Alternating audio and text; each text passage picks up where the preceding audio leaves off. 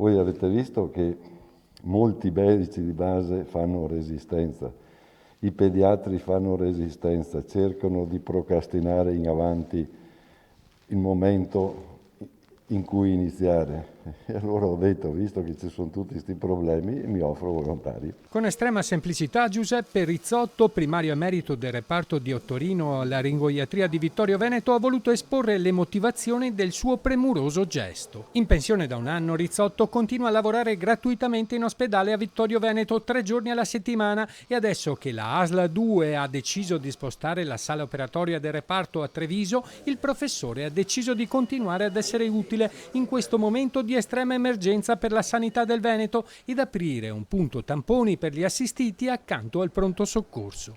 Mai come ora, prima dell'arrivo di un vaccino, è importante tracciare le persone positive al Covid. E l'isolamento è l'unica arma che noi sostanzialmente abbiamo. Questo servizio parte da oggi, siete stati veramente tempestivi. Siamo stati tempestivi, in merito va al dottor Rizzotto ma anche a tutto lo staff, perché organizzare in pochissimi giorni un punto tamponi per tutto il distretto è una cosa impegnativa, ma quello che ci rincuora è il fatto che questo è un esempio concreto che l'ospedale e il territorio in un momento così importante di pandemia danno assieme con forza una risposta ai cittadini per quelle che sono le esigenze in questo momento particolare. Qual è il complimento più bello che le hanno fatto? Credo che il complimento più grande me l'ha fatto a Zaia quando mi ha detto che mi ha ringraziato molto per questa roba. Quello è già stata una soddisfazione.